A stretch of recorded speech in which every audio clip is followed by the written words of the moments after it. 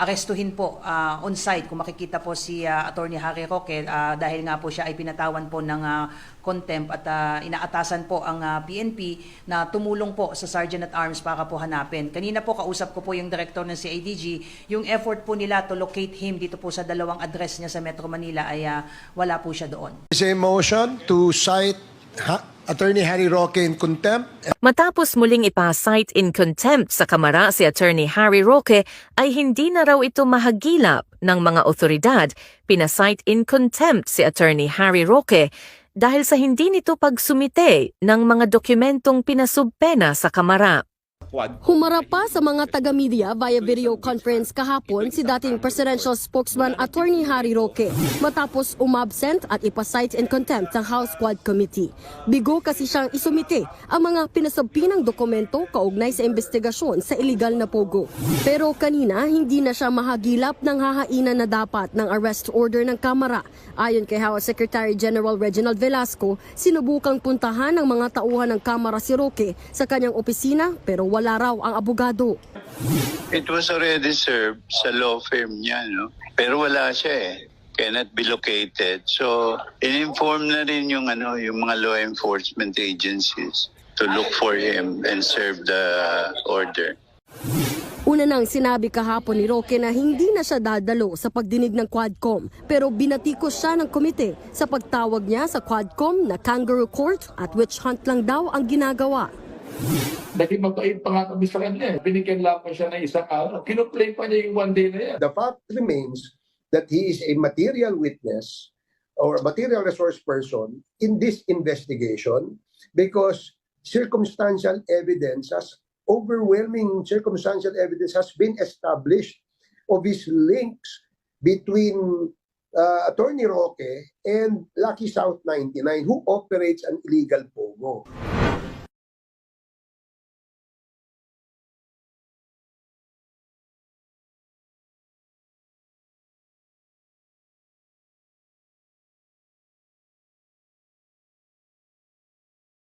Ace Barbers ang naging pagbatikos ni dating presidential spokesman Attorney Harry Roque. Kung maalala mga kabombo, tinawag ni Roque bilang kangaroo court ang pagdinig ng Quad Committee ng Kamara de Representantes at sinabing pagsasayang lang ng pondo ng gobyerno ang ginagawang pagdinig. Muli kasing binatikos ng dating kongresista ang Quad Committee matapos ang pangalawang pagkakataon na siya ay na-contempt laban naman sa hindi pagdalo doon sa pagdinig ng Kamara, gayong dati na itong hiniling ng mambabatas na siya ay hindi na haharap. Balikan natin mga kabombo, mga ka-Star Nation ang naging patutsada ni dating presidential spokesman Attorney Harry Roque. Pero malinaw naman sa tingin ko sa buong bayan na ang nangyayari dito sa Quadcom ay hindi investigasyon. Ito ay isang witch hunt. Ito ay isang kangaroo court. Mula nang binuo nila ito, ang kanilang pakay lang ay sirain ng mga Duterte at ang kanilang mga alyado. At ako na nga yung alyadong yun, no? Dahil dalawa na kami hindi Duterte na pinupuruhan dyan, si Man Scarpio na asawa ni VP-SARA at ako. No?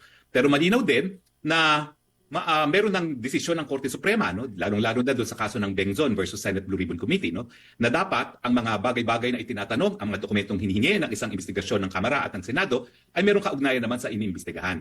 Ang iniimbestigahan dito, Pogo. Ano naman ang kinalaman ng mga personal records sa Pogo na yan? Samantalang, yung aming family corporation na Biancham, binuo yan 2014 pa, wala pa sa Pilipinas ang mga Pogo, no? At yung mga karamihan ng ari-arian na kinu-question kung saan nanggaling, nabili yan bago pa dumating sa Pilipinas yung Lucky South. Ayon kay Congressman Barbers, kung ano-ano na ang pinagsasasabi ng dating presidential spokesman habang sinisiraan ang Quad Committee. Kahit nga ng kongresista, hindi nila palalagpasin ang panibagong mga batikos ni Roque. Ipinaliwanag din nitong si Congressman Barbers na si Roque ay nananatiling key figure dyan sa ginagawang pagdinig ng komite, lalo na sa mga kontrobersiya na bumabalot sa Philippine Offshore Gaming Operators o POGO. Sa katunayan niya, batay sa mga ebidensyang hawak ng kanilang lupon, ay lumilitaw ang umano'y kaugnayan nitong si Roque sa pagitan ng Lucky South 99 at ang POGO Hub na nakabase naman doon sa Porac, Pampanga. Narito ang bahagi ng pahayag ni Congressman Robert Ace Barbers. Well, it's up to him. But as far as we are concerned, there are overwhelming circumstantial evidence that would link him or his company to the illegal activities of this POGO in Pampanga. He's appearing to be the lawyer for Lucky South 99. That's why we felt that his testimony, his participation is very vital investigation. And besides, the reason why we cited him in contempt is because aside from him being absent and disrespecting the committee, every time he speaks on social media, he accuses the committee as a kangaroo court and all those things that he can think of. He's issuing all these statements that are maybe in his imagination. Pinalagpas ni Manila Congressman Benny Abante ang kangaroo court statement ni dating presidential spokesman Harry Roque na ipinukol sa Quad Committee ng Kamara. Ayon kay Representative Abante, batid ng publiko ang mga isyong tinututukan ng komite, kaya ito nagsasagawa ng sunod-sunod na mga pagdinig. Sa katunayan aniya, naging mabait pa ang komite kay Roque sa kabila ng dalawang magkasunod ng contempt laban sa kanya. Inihalimbawa ng mababatas ang unang contempt order kay Roque na ginawang 1 araw o 24 oras lamang, gayong mas maraming araw sana ang gusto ng ibang mga mambabatas. Ayon kay Abante, nagreklamo pa itong si Roque sa naging desisyon ng mga kongresista. Narito ang bahagi ng pahayag ni Representative Benny Abante. Kangaroo court? Well, whatever he says, alam naman ng taong bayan kung ilang pinag-uusapan sa Quadcom. Palagay ko, he has some axe to grind against the Quadcom. Naging mabait pa nga kami sa kanya. In fact, when he was actually held in contempt, ako pa ang nagsabi na to hold in abeyance, pero later on, si SDS Long, binigyan lang siya ng 1 araw. Kinumplain pa niya yung 1 day na yan. Kinumplain pa niya yung 1 day na yan. So wala na. Natapos na. So yung kanya namang asawa, ay iniimbitahan namin, hindi naman siya nag-a-attend kahit kailan. Pinakatwiran na inoperahan, meron siya medical issue. Maalalang sa kabila nga ng mga imbitasyon ng mababang kapulungan ng Kongreso dito kay Roque, ay hindi ito dumalo sa huling pagdinig ng 4 na komite. Ayon kay Abante, ang hindi pagsipot ni Roque sa naturang pagdinig ay mistulang insulto sa Kamara at isang institusyon na may karapatang mag-imbestiga sa mga isyu sa lipunan. Narito pa ang karagdagang pahayag ng naturang kongresista. To us, that is actually an insult to the institution na merong legal na karapatan para mag-investigate. At kasama siya noon sapagkat hindi niya maaaring sabihin na hindi siya kasama doon sa Lucky South 99. Hindi siya kasama sa Whirlwind. Kahit na siya, abogado ni Cassandra Ong, alam niya kung ano ang ginagawa ni Cassandra Ong, kung anong involvement ni Cassandra Ong. Siya po, in fact, Cassandra Ong already admitted it. Na pogo ang kanyang binayarang renewal doon sa PACQUIAO. Nakasama si Atty. Roque. Kababot ka, sir, that he is a lawyer and a spokesperson as well. Pagka ho ba may maling desisyon ang presidente, will you not volunteer your legal expertise to correct the president? Unless I am asked for my opinion, Mr. Chair, I will not volunteer, Your Honor. Mr. Chair, I wish to invite the attention of Attorney Harry Roque to PD 1869. This is described as the Charter of PACQUIAO. And as a matter of fact, it defines what illegal gambling is. I also wish to invite his attention to Republic Act number 9487, which extends the franchise of PACQUIAO to another 25 years. Again, it defines what illegal gambling is. Ultimately, Mr. Chair, I wish to invite the attention of Attorney Roque to Executive Order number 13. And I wish to state for the record, Mr. Chair, that for the very first time, the term online gaming was mentioned in Executive Order number 13. This is something which is not mentioned, which is not provided in PD 1869, as well as in RA 9487. May I ask the resource speaker? When the President issued Executive Order number 13, don't you think he legislated? I am unable to make an opinion because when I was a spokesperson, legal matters such as these are directed to the Presidential Legal Counsel or to the Office of the Solicitor General or to the Legal Office of the President under the Executive Secretary. Mr. Chair, this representation wishes to solicit the opinion of a legal expert, our resource speaker, Attorney Harry Roque. I am sure that with the number of hearings he went through already, he has come across Executive Order number 13. This is the presidential issuance during the time of former President Rodrigo Roa Duterte, mentioning the term online gaming for the very first time. The term that was never mentioned in PD 1869 and even in RA 9487. I hope we can be enlightened by the legal expertise of our resource speaker. When the President issued EO number 13, providing for the term online gaming for the very first time, don't you think, Attorney Roque, that the President legislated? Again, Your Honor, I am unable to answer because that is not within my expertise. I have mentioned that my expertise is in the field of public international law, having taught and practiced that. And I am sorry because I'm not very familiar with Executive Order number 13. In fact, my only knowledge of Executive Order number 13 was in the last hearing when former Chair Domingo said that President Duterte regulated online gambling, no, through Executive Order number 13. But I am unable to give an opinion now, not being thoroughly familiar with the EO as well as the underpinnings behind the issuance of Executive Order number 13. I'm so sorry, Your Honor, it's not within my field of expertise. With all due respect to our resource speaker, Mr. Chair, I find it strange na sa dami po ng hearing na ina-attendan niya, both in the Senate and in the Congress, all pertaining to POGOs, he have not come across EO number 13, from which the POGOs or the online gaming started. But I'm sure, for the next concern that I wish to raise, our resource speaker is very much familiar with, because this is fundamental in the study of law.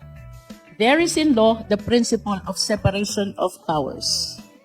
And I wish to share the case of Belgica versus Ochoa, GR number 208566, November 19, 2013, on the constitutionality of the Priority Development Assistance Fund. For the information of the Filipino people, I wish to read. The principle of separation of powers refers to the constitutional demarcation of the three fundamental powers of the government. In the celebrated words of Justice Laurel Inangara versus Electoral Commission, it means that the Constitution has blocked out, with deft strokes and in bold lines, allotment of power to the executive, the legislative, and the judicial departments of the government. To the legislative branch of the government through Congress belongs the power to make laws. To the executive branch of the government through the President belongs the power to enforce laws. To the judicial branch of government through the court belongs the power to interpret laws. I wish to go back to Attorney Roque. Attorney Roque, don't you think that the President encroached upon the power of the Congress when he issued Executive Order number 13? Well, Mr. Chair, first and foremost, I argued that case of Bellica. I was lawyer in the Supreme Court for Mr. Bellica, and I confirmed the principle of separation of powers. However, as I said, although it is not my expertise, I will give my opinion, my candid opinion. And that is, under our scheme of things, executive issuances, legislative enactments are all presumed to be constitutional unless proven otherwise. So the status of Executive Order number 13, unless challenged in court, is that it is presumed to be constitutional. Executive orders being in the nature of implementing existing legislation, Your Honors. Mr. Chair, there's a principle in law. When the law does not provide, we should not provide. When the law does not include, we should not include. If the substantive law creating PACQUIAO does not provide for online gaming, then no executive issuances should provide for online gaming. Let us all be reminded by the legal maxim, inclusio unius est exclusio alterius. Kung wala naman pong sinabi dun sa substantive law, then the procedural law should not provide. Let us be reminded that the procedural law should always yield in favor of the substantive law. Mr. Chair, I wish to invite the attention of the committee to Executive Order number 13, the presidential issuance which provides for the very first time for the term online gaming, the term that was never mentioned in the legislation that was passed by Congress. In the 8 whereas clause, it says, clarifying the extent of authority of gambling regulators, particularly with regards to online gaming. And then we have Section 3, clarification on online gambling, which technically defines what online gambling is. And then under Section 4, Mr. Chair, it emphasizes the oversight function of the Office of the President over all forms of gaming, and that includes online gaming. I humbly submit, Mr. Chair, that EO number 13 brings online gambling into life. And I do not understand, Mr. Chair, why this should circumvent the law that was passed by Congress, creating the PACQUIAO and providing the authorities to regulate all the gaming and gambling activities. Once again, Mr. Chair, I wish to raise the reason why the principle of separation of powers is very important. The principle of separation of powers and its concepts of autonomy and independence stem from the notion that the powers of the government must be divided to avoid concentration of these powers in any one branch. The division, it is hoped, would avoid any single branch from lording its power over the other branches or the citizenry.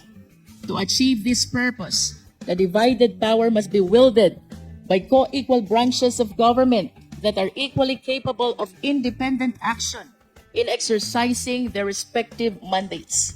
Lack of independence would result in the inability of one branch of government to check the arbitrary or self-interest assertions of another or others. To wind up, Mr. Chair, I wish to state for the record that when the President issued Executive Order number 13, it is the humble submission of this representation. He legislated, he amended, he repealed the law, an act which violates the fundamental principle of separation of power.